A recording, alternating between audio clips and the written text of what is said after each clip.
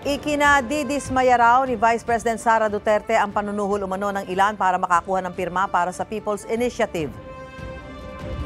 It is an insult to the ordinary and poor Filipinos. It reflects the character of politicians of vote buying during elections.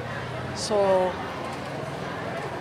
nakakasama ng loob na ginaganon yung mga tao na kailangan pa silang suhulan para papirmahin sa People's Initiative.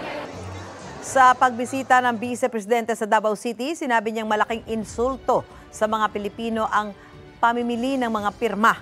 Apela niya dapat ingatan ang ating saligang batas. Sa kanya naman talumpati, inilahad ni Duterte ang plano niyang tumakbo sa susunod na eleksyon. Hindi niya tinukoy kung sa anong posisyon siya kakandidato. Sa 2028 pa matatapos ang kanyang termino bilang Vice Presidente. Sa 2025 naman ang susunod na eleksyon para sa mga senador, kongresista at mga lokal na opisyal.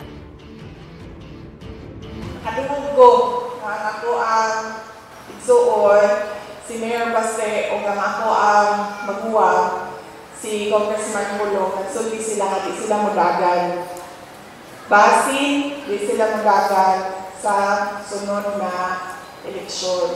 So mula na ako din sa inyo ha, kay mga panya ko sa inyo ha, kay magagan ko sa sunod na eleksyon. Mga kapuso, para una ka sa mga balita, mag-subscribe sa GMA Integrated News sa YouTube. Sa mga kapuso abroad, subaybayan niyo po kami sa GMA Pinoy TV at sa www.gmanews.tv.